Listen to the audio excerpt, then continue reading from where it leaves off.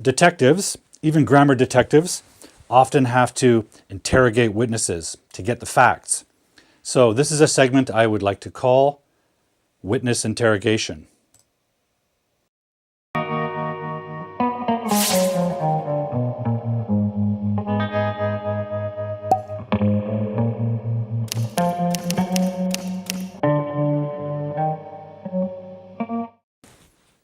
My guest this evening is Karen Livecchia. She's an education consultant focusing on standardized test preparation for high school, undergraduate, and graduate students, as well as working professionals. Karen's specialties include the speaking and writing sections of the TOEFL and TOEFL Essentials test, as well as the IELTS test, the Duolingo English Proficiency test, and the Verkent Spoken English Evaluations platforms. She's a fascinating educator, and if you've ever wondered about test preparation, she is the guest to ask questions of. So without further ado, ladies and gentlemen, let's welcome to the show my friend, Karen Livecchia. Hi, Karen. Good morning. How is everybody? Thank you so much. I'm so excited to be here, but now this is a witness interrogation. I'm even more nervous. Just playful. In It's just a playful way of saying interviews, really. Oh, okay. I'm not going to interrogate you, but I'm going to Oh, ask you some good. questions. Okay, good. I'm ready. Yeah. Now, I wanted to also say in introducing you that Hmm. during the pandemic, a lot of us were forced to stay Hmm. at home and use the internet to replace our work and our school environments for those of us who are Hmm. teachers and students. Right. And it was a very interesting period because I found myself meeting a lot of fellow educators and colleagues, not in the lunchroom of my language school anymore, but Right. online. And you are one of those Hmm. people. Yes, So true. that's how we met. We met by communicating online and having conversations and then ultimately meeting on Zoom. So it's Right. my That's right. pleasure and honor to welcome you to the show. Oh, thank you so much, Paul. I've been a big fan of yours for a long time, and Oh, thank you. I'm so happy to be here. So thank you for the invite. No problem. It's great to have you. Thank you. Karen, I want to start. Oh, we've got some Oh, Pallavi, good greetings. morning. Good morning. Good morning, everybody, or good evening for wherever you are in the world today. Isn't it fascinating all the It different is. places people are watching from? I Yeah, love that. It's Nepal, incredible. Brazil. That's fantastic. Yeah. Thank you so much for being here. Appreciate it. And by the way, folks, Karen, where are you at the moment? I am living in beautiful Busan, South Korea. It's the second largest city in South Korea and one of the most beautiful port cities in all of Asia. I've been here for Wow. about 18 months now. Okay. And you're enjoying it? I love it here. I live literally right on the water. If I brought you over to the window, you could see the Bay of Japan from here. Amazing. Yeah. Karen, Karen, let's start our interrogation by going a little bit back in time. Okay. And I'd love you to share with our audience where you're from, how you started, what's your background, how you first developed an interest in becoming an educator. Can you sort of give us your little life story? Sure. Well, I've had a long and storied career. I came to teaching relatively late in my adult life. Kind of a career changer. I had a long career in independent publishing in New York City, where I lived for many, many years. I'm a native of New Jersey, which is in the northeastern part of the U.S. And I did a lot of things before I even went into publishing, which that's ancient history. But I think teaching was a natural outgrowth of being a trainer of editors. I was a managing editor for almost a decade. And I enjoyed the training process. And then from there, I went off to, I talk about working virtually. I worked in my home. My first work at home job was obviously in New York City, in Upper Manhattan, where I was living. But I was working with a company that developed educational content located in Mumbai, India. And that's kind of where I got my taste of working internationally, even though I was in my own home city, in my own home country. But yeah, I decided to make the turn into teaching because publishing has gotten increasingly difficult for a number of reasons that I won't bore you with. But yeah, a friend of mine had returned from Korea, and he said, "You should go over if you want to challenge yourself and live overseas. You should definitely go over, and I'll help you." He's one of my best friends to this day, and that was 5 years ago. So I landed in Seoul in May of 2018 to teach TOEFL in a summer program. I was only supposed to stay for a short time, and then it kind of grew from there. So that's my background in a nutshell. Do you remember the? It sounds like it was your friend that kind of put the bug in your ear about Mm. teaching. But do you remember the moment where you thought, teaching? I've never thought of that. I could do that. Do you remember that moment? Yeah, I actually do, but it didn't happen as a result of my friend. It grew kind of out of that. I had, after I left publishing, that business shifted. I found myself unemployed for the first time in many, many years. So I was doing some editorial freelancing, but that didn't fill all of the time during my day. So a friend of mine said, "You're so good with people and in front of people. Why don't you volunteer somewhere?" And I was having lunch with a number of friends, and one of them said, "I volunteer at the Metropolitan Museum of Art." And I thought to myself, "Oh, I couldn't possibly do that. I don't have an art background. I like art." And she said, "No, you don't have to, you don't have to have an art background or an art degree." She said, "Let me connect you with my friend who does volunteer training at the Met." And yeah, I went and I got the training that I needed. And they were so hard up, they were so desperate for volunteers at that point that they put me in the center where the school groups come. And Okay. I would walk out in front of the school groups and say, "Hello, my name is Karen. I'm a volunteer in volunteer services," and give them a little flavor of what visiting the museum was like. And I would pass out the maps, and then the teacher would take their group off, and then we would come back and we would discuss what they saw in the museum. And that was my first sort of being in front of a group of people. And every teacher or every tour group operator said to me, "Are you a teacher? You must teach in New York City." And I'm like, "No, I'm not a teacher. I'm an unemployed editor." And we're like, "You know what? You should think about teaching. You'd be really great." Mm, And it put the bug in my ear. And then my friend who came back from South Korea, and it kind of grew from there. that's amazing. Yeah. And do you remember your first class, Oh, your please. first moment of teaching?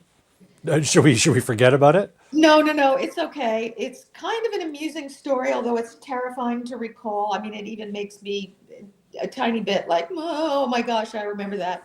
I actually did some teaching online when I first got my teaching certificate from Oxford International. They're a big Yep. educator of TEFL, and TESOL teachers.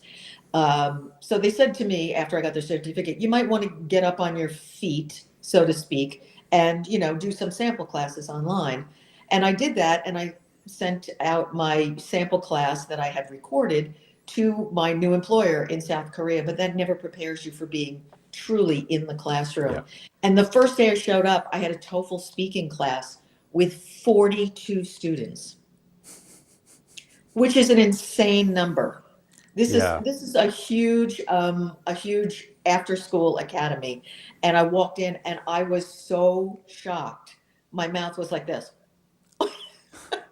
because I was used to having little groups of two and Yeah. four, maybe six, and there were all these young people going to take the TOEFL in a number of months, and I was so flustered. I mean, I knew the TOEFL inside and out. TOEFL being the test of English as a foreign language to test English proficiency.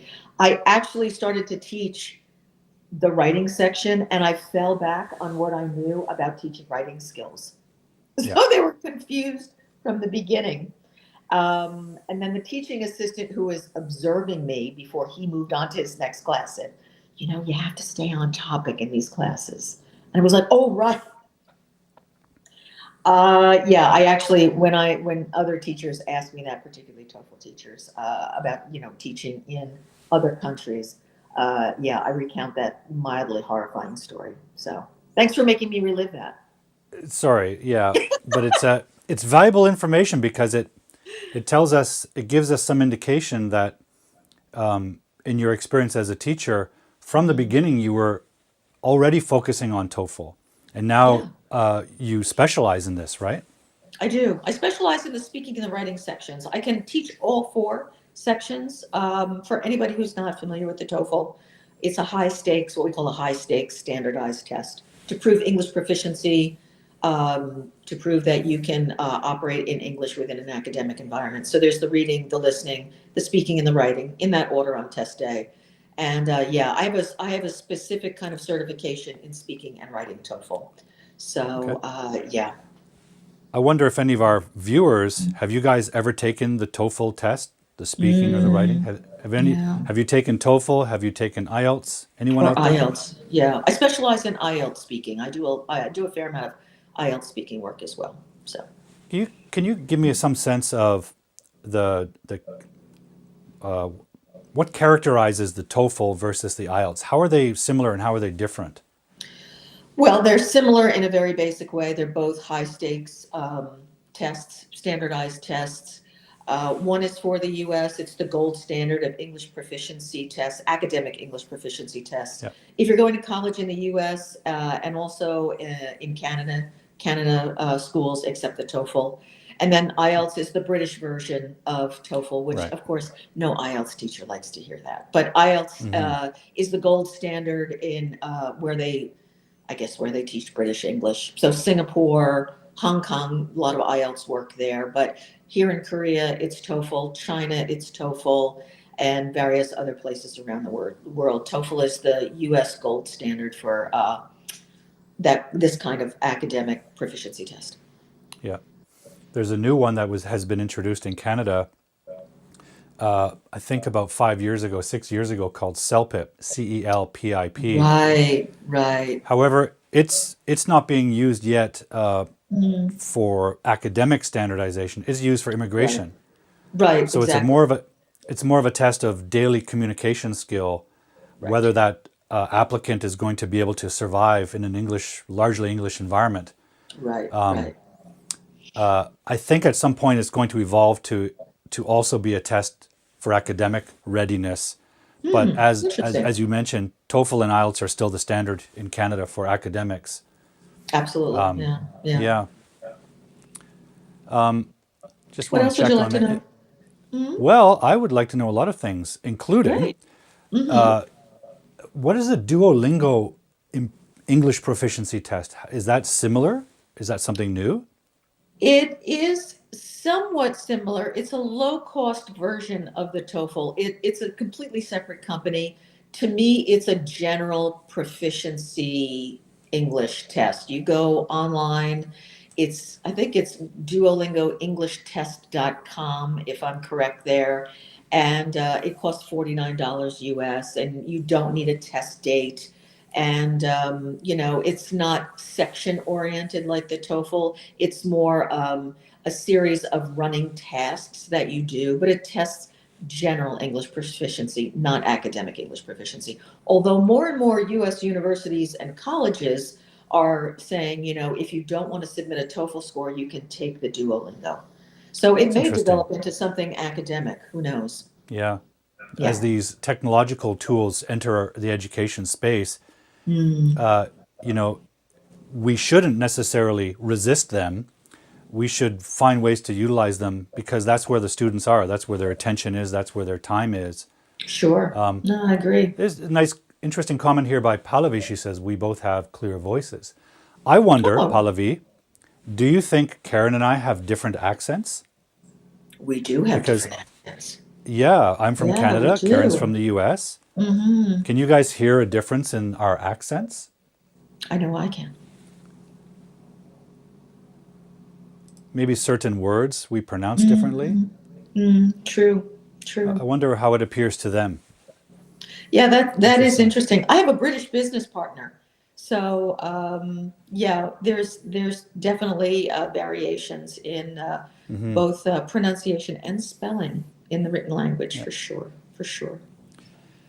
I want to know, Karen, since you've been Hmm. teaching in Korea, and Hmm. because this is a grammar focused show, although I'm open to all sorts of aspects of our field, what are Hmm. some of the persistent grammar challenges that your Korean students face?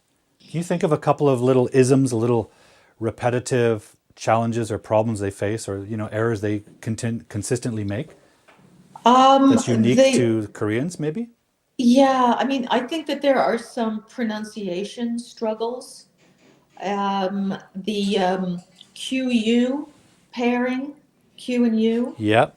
yeah, it sometimes only sounds like a K to them rather than Right. KW. Or Question. I have a the question for words, you. right, right, a question for you. The word language, the GU sound in that particular word, it's just a very hard G, language. We hear Language. that Right. as well. Interesting. Also, I'm trying to think of another one. Korean is such a different grammar structure. The verb Yeah. comes at the very end of the sentence, Yeah. and there's no, from what I can tell from my very superficial study of the Korean language, there's no subject verb agreement. So there's a lot of Hmm. subject verb agreement, especially when making a negative statement, like, Ah. uh, yeah, doesn't and isn't and that kind of thing. So subject verb agreement is something that you have to catch them early. But when you Yeah. do, and they're kids or they're even an older child with a young teenager or a young teenager, you can nail that down pretty quickly. Great.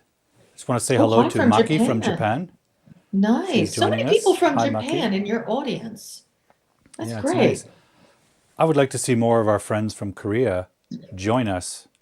Uh, I don't see a lot of them usually. Stacy has joined us several times, and a couple Do of you other know folks why, have joined Paul? us. I I have a don't know why. theory. In fact, Please I share. don't think it's a theory. Two things could be at work here. They could be in a Saturday Hagwon or a Saturday Academy studying, or they could be sleeping. Yeah. Very Understandable true. reasons all. There Yeah. you go. All valid reasons. Luza is saying both of you have a very clear pronunciation. What is more important for me than the focus on differences in the accent? Great. Clarity. Mm. Clarity of Clarity is pronunciation. important. Clarity Yeah, is I agree. important. Oh, Stacy's watching from Seoul. Thank you. Thank you. My father's And hometown is Busan. yeah, yeah. Um, Great. as far as Lusa, I think you're a teacher, an English teacher, correct? That's I right. think She's you, in Colombia. excuse me, I think you mentioned that, Paul. Yeah, I think clear pronunciation is good, but I would say, be focused on speaking correctly. So practice yeah, that. Yeah. I also I don't know about you, Paul, but I tell people not to correct their accents because a lot absolutely. of, there's a lot of, I can help you eliminate your Korean accent, or I Yeah, can help you eliminate your Brazilian accent. And I think that's a mistake. yeah. I think all accents are, as my French teacher would say, all accents are cute. Yeah. I actually had, Yeah. as a guest on the show once last year, an Mm, accent coach. And she made a good argument for her field, which is if somebody feels that their accent is hindering them in their profession and they mm, want help normalizing it to their environment wherever they're working, right, why should we not offer that service as long as the person's qualified with linguistics or right, speech pathology? And right. this guest was a professional speech pathologist who went into accent, and and sometimes it was a semantic branding rather than sort of Mm, accent correction, branding it mm, as accent enhancement or things like that. So I understood her argument, and I actually support her work because if it means something to you to normalize your accent to your working environment, if you've moved to a new place, right, why not? It's an option for you. I would right, never recommend it to someone or say you need to do that. It's an right. I individual agree. choice thing. But I agree because I also believe that the listener also creates the accent. And I'll tell you Oh, a little story sure. that this is a story I actually experienced. I live in a suburb of Vancouver City, and our suburb has the airport, Vancouver Airport. And when I used to travel from downtown Vancouver to my home, sometimes late at night I would take a taxi from the train Mm, station to my home. And I would invariably get the same taxi driver all the time. And one of my students one day arrived to Vancouver and began their homestay and study experience. And they told me, "Teacher, I arrived in Vancouver at the airport and I got in a taxi to go to my homestay. And the taxi driver was an Indian fellow, and he had a really cute, like a, what are these things called? I don't have mine here. You know the bobblehead dolls? Oh, Not a, right. you know the bobbleheads? She described a bobblehead of a specific cartoon character. I think it was Donald Duck or something, mounted on his dashboard. And she said, I couldn't understand his accent. I could not understand his accent.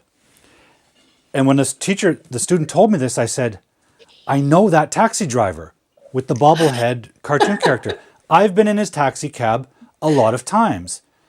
And to me, I understood everything. To Oh. me, he did not have a quote unquote strong accent. Same Mm, driver, two different listeners. Did his sure. accent change or did our familiarity with the accent change? I've grown up in Hmm. Canada. I've grown up around Indian accented people. Lots of my friends are Right. from India. I'm familiar Sure. with those accents. My Yeah. student had just arrived from, I think, Brazil and was not familiar with that Oh, accent. right. So I believe that the listener creates part of the accent. We're mutually responsible for it. So Agreed. I agree that Agreed. someone shouldn't feel they need to change their accent.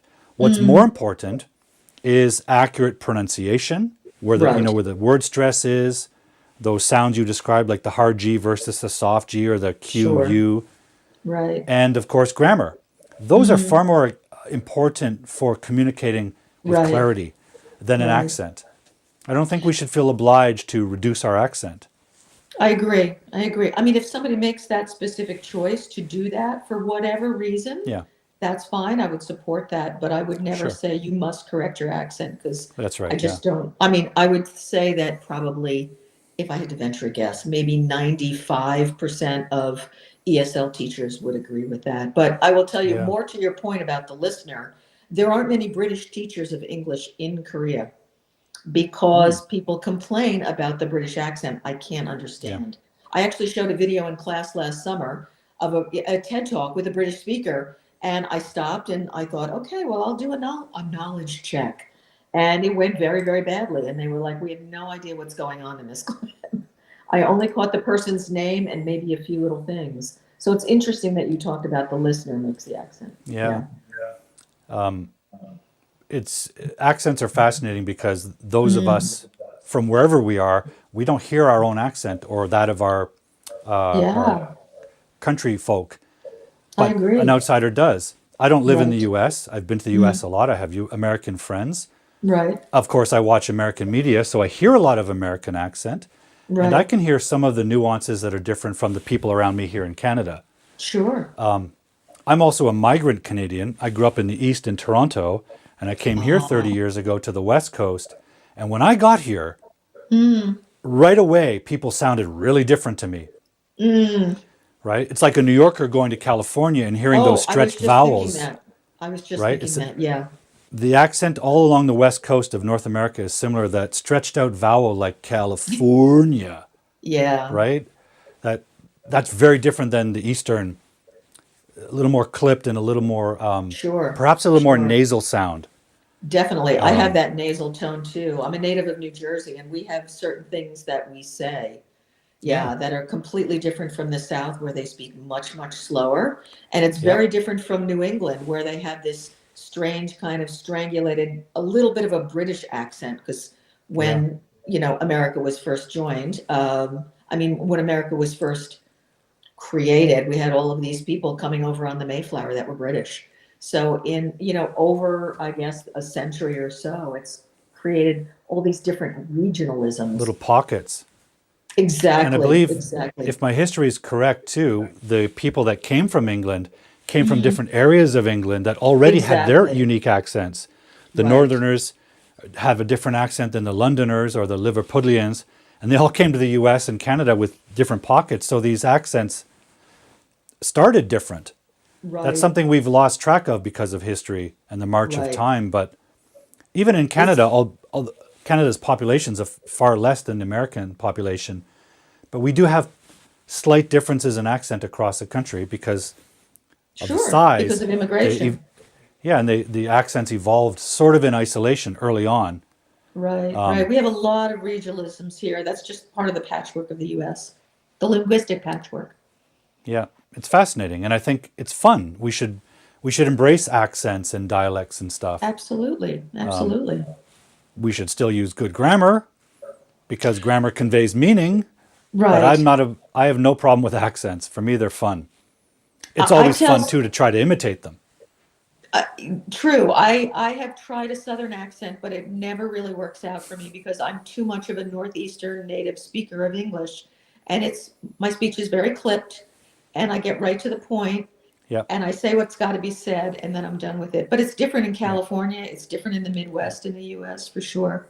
One thing I was absolutely. going to say, I'll end with this point, is that if your accent gets in the way of being understood, if it interferes with any kind of clarity, then maybe you should stop and think about what you might want to do about your Yeah, accent. But I've had lots and lots of students. I do a lot of practice your English with a native speaker on Clubhouse, which is the yeah, drop-in audio app on the internet, and yeah, I mean, I can generally understand everybody, but I yeah, get a lot of those. I need a standard American accent, which is very popular here in Korea. yeah. We want a I standard American imagine. accent. Yeah. But there is no standard American accent. Do you want a No, there is none. Californian accent? Do you want to speak Right. like Brad Pitt, or do you want to speak like Barack Obama? Do you want to speak like who? Which American do you want True. to? Right? Which American do you want to sound like? Right. Yeah. Exactly. Exactly. I've even had a conversation recently about someone who was observing an internet influencer English teacher Mm. saying you can't say this and you can't say that, or no American would ever say this. I thought that's not really realistic. How do you Right. have you surveyed every single American and took a poll of what they are allowed to say and what they don't say? Right. Right. And some of the things they'll say, you should never say this. They're basically saying if you say this, it's way too formal. Okay, well, some Americans require formal vocabulary Sure. sometimes. Sure. Like, who do you want to sound like?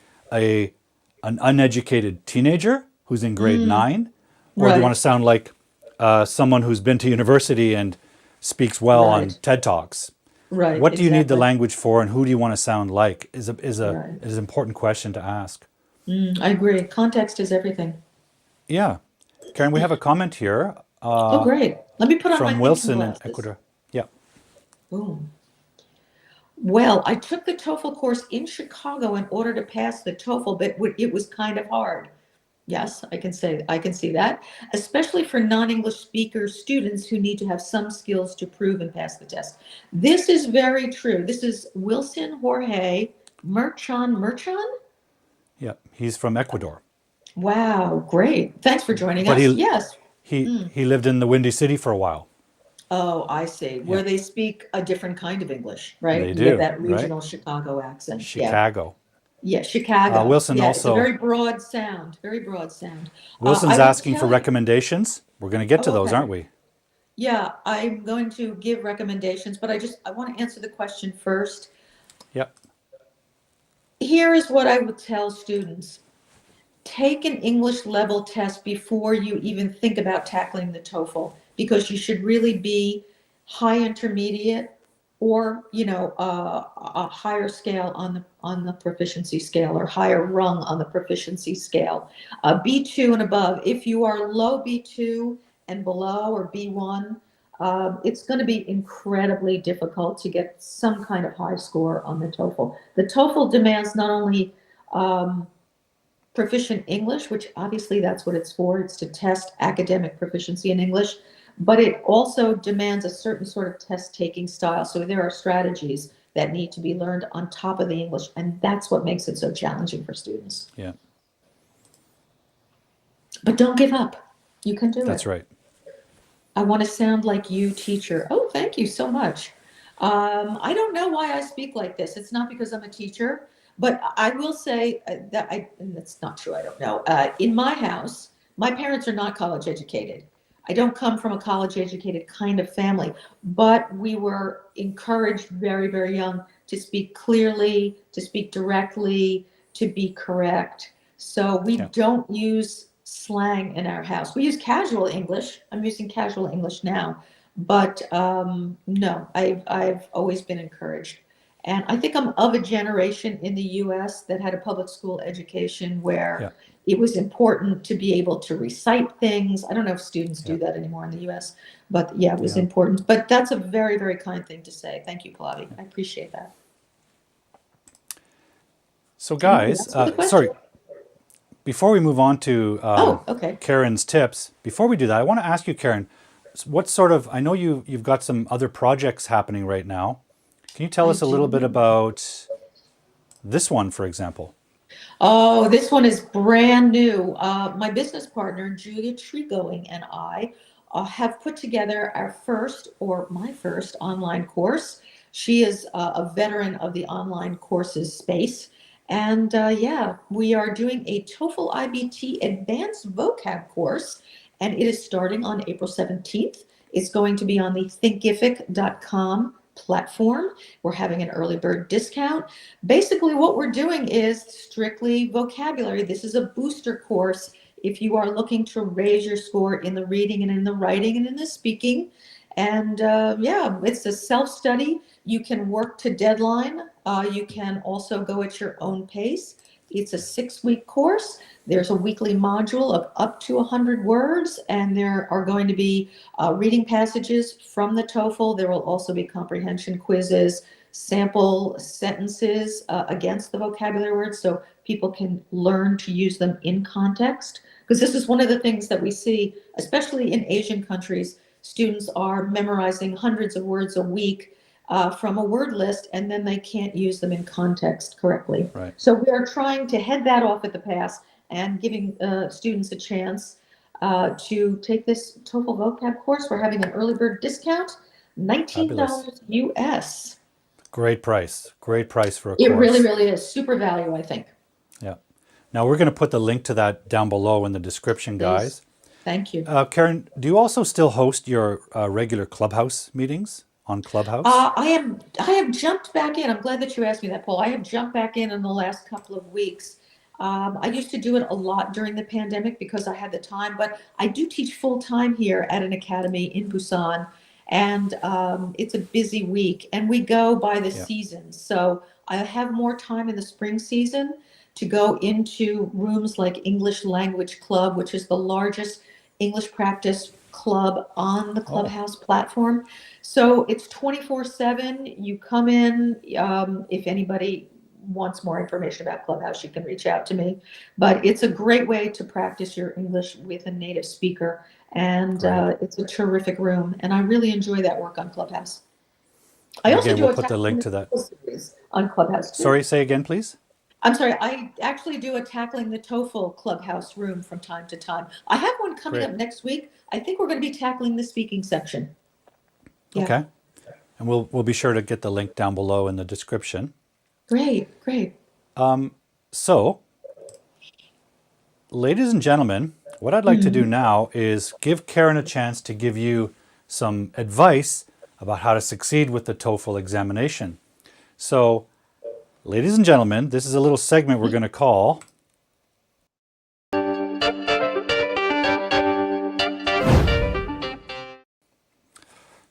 Karen's Top 5 Tips. Nice. Thank you very much. Yeah, I have lots of tips and techniques that I offer my students when I teach one-on-one. But the first one, we're going to put them on the screen or? Yep. Okay. Oh, great. Cool. Yeah, please. Make a firm commitment to a study plan. TOEFL is not one of those things that you can study casually. I actually have a test prep planner from the Education Testing Service. They're known as the ETS. They have created, and they administer the TOEFL. You can visit them at ets.org. They have a fantastic Okay. TOEFL site and lots of downloadable materials. They have a great PDF out there, free of charge. Anybody can make a little account. They never spam you. Download a study plan because you need at least 4 to 6 months to study to prepare for the TOEFL correctly. And also, I cannot say this enough, I sound like a broken record. Know your program's requirements. A lot of students don't know what the top TOEFL score is. So many Mm, students don't know what they're shooting for in yeah. terms of a good score. Most really like top colleges are looking for at least 100. The top score on the TOEFL is 120, but there are programs where it's only 75 or 80. So a lot of students come to me and say, I need a 115. And then we look at their program requirements and it's only 80 or Yeah. 90. Yeah, so please know your program requirements. I can't say that enough.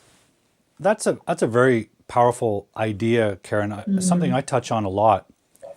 For example, when I work with an academic student who wants to write, let's say, an argumentative essay, and Right. they've never read one, I will tell them, if you have a recipe for chocolate black forest cake and you've never eaten that cake and never seen it, even if you follow the recipe, it probably won't turn out, which is why cookbooks have a photograph of the cake so you know what Right. you're trying to make.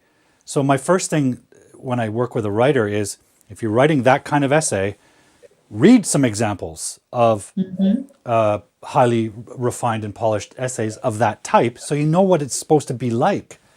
Right. Requirements, Exactly. right? You That's have to know true. what the goal is. Right. Know your end goal. Know your Yeah. end goal. I also Okay. tell students I Yep. want to throw in one more thing. The Of course. TOEFL is not, it is not a test of intelligence. Right. Not a test of intelligence. If you get a low score on the TOEFL, it doesn't mean your English is the worst ever. You'll never know English. You're too stupid, blah, blah, blah. I hear a lot of that in Korea, Yeah. a lot of that in Korea. You have to have the right kind of standardized testing mindset for the Yeah. TOEFL. So that's really important. It's testing something very specific. It's not testing Very the specific, intelligence, right? yes. Right, exactly. Okay. What is your number two? My number two is learn new vocabulary in context. I just touched upon this. Please do not go into this test memorizing thousands of words because it won't help you really. Yeah. I mean, there are lots of great TOEFL vocabulary guides. I just downloaded one in PDF, 1,800 words you need for the TOEFL, which it Like is just sprinkle it on like pepper and it'll I be guess magically a good score. exactly, where you just, I don't know, it's like dealing cards. You Yeah. just throw the cards out there. Please, it's really, really important to learn these, how to use these words in context. One, be able to identify them in context. Two, see how they're used. Three, understand what they mean, or vice versa. And then you'll use them correctly, which is why reading in English is so important. Your brain is a sponge. Okay. I don't care what age you are. Read good materials, read materials that you enjoy. That's kind of your pre-prep before you go into, Yeah. your real hardcore TOEFL test prep. But learning new vocab in context helps it stick in your brain. Yeah. Because if you just learn the word out of context, then you just know the word. But if you can't use it correctly, I see this a lot with Chinese students. They've got some sort of crazy vocabulary program over there where students stand up and they recite. I actually have a video of this happening in China. And I just think, what a tremendous waste of time. I don't like to criticize people's way of educating, but it doesn't really help very much for the TOEFL. So please learn these new vocabs in context. That'll help. Yeah. I mean, the TOEFL is not testing you on the definition of that vocabulary. It's testing No, you it's on how not a you use vocab it in a test. sentence, right? Exactly. Exactly. Here Uh, comes number three. quickly, just want to say Mm. uh, thank you, Maki. What an Oh, encouraging yeah. Thank you, Maki. message. What an encouraging message. Yes, message. Okay. Tip number three, Karen. So the listening passages, everybody's got a strong point in their English, what I call practice. Some people are okay with the reading and some people don't mind speaking. But for some, I have a student right now who really struggles with the listening. And I've had to tell him, listen for the keywords, right? There are two kinds of words in the TOEFL. And, this is teacher talk, TOEFL teacher talk at this point. I will tell you that there are content words and there are function words. So in this particular sentence, you can see in the tip, what do you Yep. think would be the keyword or the I would keywords? say, I would say listen, keywords, and Mm-hmm. passage. I don't care Exactly. about for and I don't care about in. They're Exactly. only grammatical For, functions. right. For is one of those words that you can just skip over. We do this as natives of English. When you read a book, Paul, do you Yeah. read every single word? No. No, I get When to the you're keywords, the ones that exactly when contain meaning. right, right. When you listen to somebody, do you listen to every single word? No. No, of course not. I might Listening hear for every word, but I'm not listening and catching anything except those semantic words that have a meaning buried inside them. exactly, exactly. These keywords, I tell them, are like breadcrumbs. They're in a trail and they will lead you when you are listening for the content words. And this also helps with note taking during the listening section of the TOEFL. So, listening Yeah. for keywords, it takes practice. I'm not telling people it's easy, Yeah. it takes practice for sure. Yeah. That's a good point. Nothing. I Mm, had someone actually who was thinking about hiring me to help them with their writing, and they said, "I want you to teach me how to make writing easy." And I said, "I've never promised you that. Even for no, professionals, writing is never easy. It's hard work. it I can is make you more effective. I can help you become more confident and effective, but it's never going to be easy." true. I Quickly, agree. Karen, before we go to the Yes. next tip, Facebook user is saying hello. When they're Oh, watching from a Facebook group, we can't see mm-hmm. their name. Oh, I But see. then I see. Okay. we also have Wahed joining us. Wahed, welcome. Hello. Thank you for joining. Thanks for everybody who's taken the time to join. I really appreciate it. Lovely. Okay, Karen, what is your TOEFL tip number 4? TOEFL tip number 4 is practice the speaking responses with templates. There are free downloadable templates from ets.org. ETS has a number of standardized tests. They have the GRE, they have, they have the LSAT if you want to go off to law school. But the TOEFL section is very, very robust at ets.org. And there is Okay. actually a speaking and a writing guide, and you will see the different templates to pace yourself. The Mm, speaking section is the one, in my experience of teaching TOEFL almost 7 years now, that freaks out the students the most, right? Because, it's all about them and they've got the headsets and may be nervous about speaking. mhm. So I guide them with these templates. They don't have to memorize the templates, but they have to understand how an effective speaking response is structured in order to get the points that they need to contribute to their high score. We'll make sure It's we put really that in the important. description too. ets.com, right? Oh, no, ets.org. .org, right? Okay. ets.org. There's a Okay. TOEFL section. You can make a free account. They never spam you and they send you all sorts of tips. Also, another terrific website is called TST Prep. TST Prep. tstprep.com.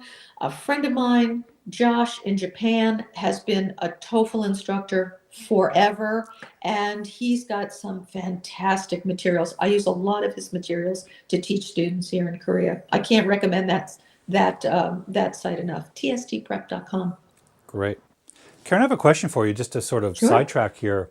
A lot of my Japanese students ask me Mhm. about TOEIC prep. Is TOEIC Right. another exam that's popular in South Korea or recognized? Not really, to tell you the truth. Not a lot of people know what TOEIC is. I have a certification in TOEIC, and I don't think I've ever used it. I doubt that I will ever use it here in Asia. I just won't. I Interesting. think it's more maybe for kind of a Western market. It's aimed at, um, it's basically TOEFL Essentials, which is a general proficiency test. TOEIC is it's a lot like the IELTS general exam. It tests Okay. your general level of English. Yeah. I've actually heard from a former classmate of mine in university who went on to become a professor specializing in assessment. And he's trying to Mm, revolutionize these kind of the testing culture in Japan yeah. from his, now he's a professor and he's involved in the education ministry and trying to, anyways, the point is, he told me that one of his criticisms is that TOEIC is very, very unrealistic, even more so than the other exams. It It's is. not a test of any kind of proficiency. It's true. So he Look, says it I doesn't mean, I have a lot of know validity. I'm sorry, I didn't mean to interrupt you. There's a lot of Yep. TOEIC teachers out there. There's a lot of books. There's a lot of materials. Yep. It is taken, but yeah, I can't, I honestly, in my professional estimation, I can't recommend it. Yeah. Can't get with that. I can't get right with it. Okay. Karen, now it's time for the last and most important, perhaps, Mm. TOEFL success tip. What is your number 5?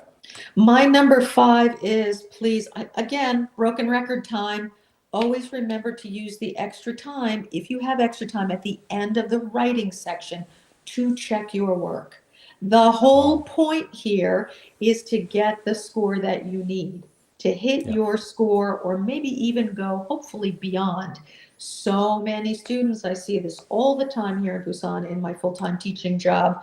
Students are like, they say, I finished the writing section early, teacher. And then we look at the sample and there are point killers. This is what I Yeah. tell them. You're killing your writing score by not checking your work. And there's 3 things that you should do. Obviously, check your spelling because there's no spell check on test day. You're responsible for that. Right. Also, subject verb agreement, your grammar. Have you used very simple structures? Have you used very advanced structures? We want something right in the middle there. Right Yeah. in the middle. We want a nice balance. And also, punctuation counts. Learn how to Mm-hmm. use the semicolon, not too Yeah. many commas. You know, this whole writing section is scored in 2 ways. It's scored by a human Yeah. being and it's scored by an algorithm, and the algorithm is brutal.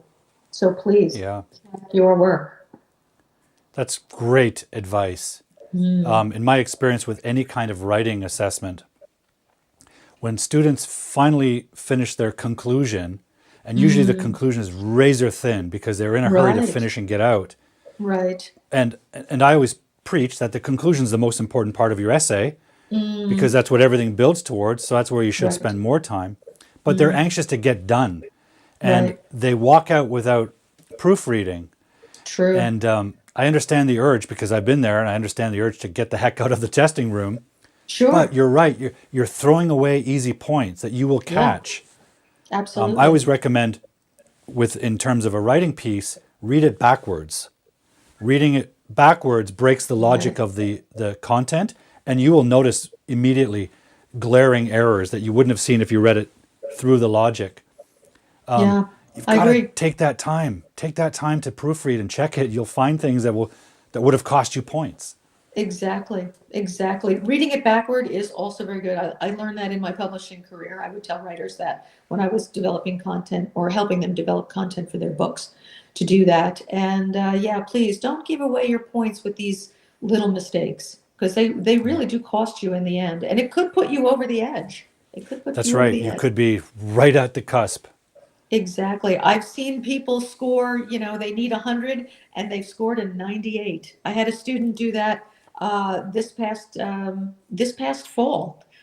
So yeah, it was that hurt, and she had to take it again. The second time around, she got a 107 or something. But I will tell you, very few students get the score that they need the first time around. They're taking it 2, 3, 4 times. So, Mm, but if you don't want to take it that many times, then you've got to front load yourself into a process where you really prep and you really prep hard.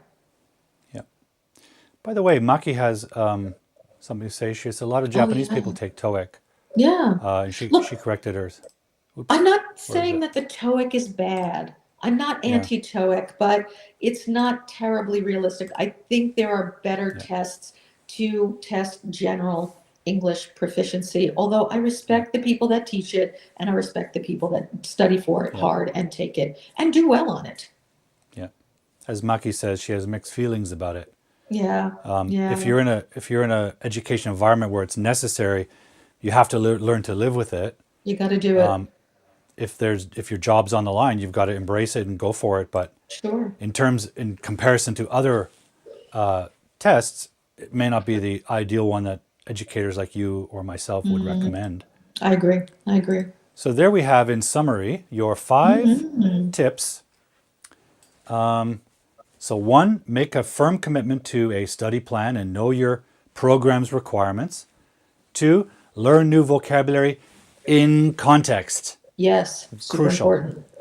Number 3, listen for keywords in listening passages. Listen for the verbs and the nouns that hold that meaning. You don't have to catch every single word. There's a lot of functional grammatical words that don't have meaning. They're just there to connect.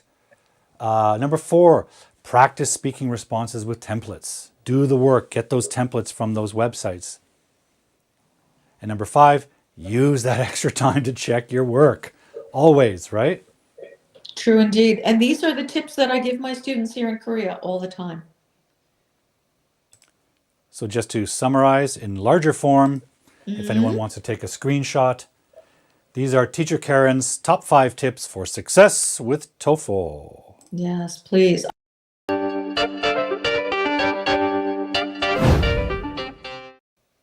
Oops. There we go. You have a soundtrack. Nice. My own soundtrack. Well, yeah. Thank you very much, Karen, for sharing your top 5 tips with us. You are very welcome. My pleasure. And thank you for joining me on the show. It's been great hearing what you have to say about Oh, thank you, TOEFL and Paul. IELTS and tests and sharing your advice with us. Oh, thank you. It's been a great to real finally thrill to have be you on the here. show. Thank you. Thank you so much for the invite. It's been a real pleasure. Thanks to everybody for taking their time and watching me use my hands. I do a lot of, a lot of body movements, so it's hard for me to sit still. But yeah, thanks so much for people taking time out of their day or their evening to be here. Yeah, I think we've had a nice turnout tonight. Good. A lot good. more people tend to watch the recorded version later because of sure. time zones. It's inconvenience, but Right. it's great to have all these viewers with us from so many different countries. So thank you all guys over for the watching world. the show tonight. But I think it's time to say goodnight because my legs are starting to fall apart on me. Oh, I totally understand. I totally understand. It's time for me to start my Saturday. Indeed, it's your morning, isn't it? It is. It's 10:08 a.m. on Saturday the 8th. So, and happy Easter weekend if you, Paul, yes, with your favorite animal. I've never eaten rabbit. I just can't. Good. Yeah. Yeah, I just no can do. Yeah. People don't eat cats and dogs in some No. cultures because they're cute pets. I Yeah. feel the same way about rabbits. No, if you celebrate out in the audience, I wish you a happy and a blessed Easter. And to everybody else, thank you so much once again for joining us. Much, much appreciated. Yeah. Well, let's say goodnight, everyone. Thank you for joining us. Next week, Friday, we'll take the time to answer your grammar questions. But let's say thank you to Karen for joining us this evening. Oh, And thanks everybody. enjoy your Easter weekend. Keep learning English. And as always, guys, stay healthy, take care, and stay cool. Good night, Karen. Good night. Have a great weekend. Thanks for watching tonight's show. If you have an English grammar question, an English mystery, contact me on social media and send me a video of you asking the question. I'll investigate it on a future show. And don't forget to subscribe to the channel and hit the bell button to get all the updates about videos and events. If you're feeling generous, you can also donate to the production costs of the show at Patreon or Buy Me a Coffee. Finally, until the next time I see you on Hardboiled English Live, I want you to keep learning English. Stay healthy and stay cool.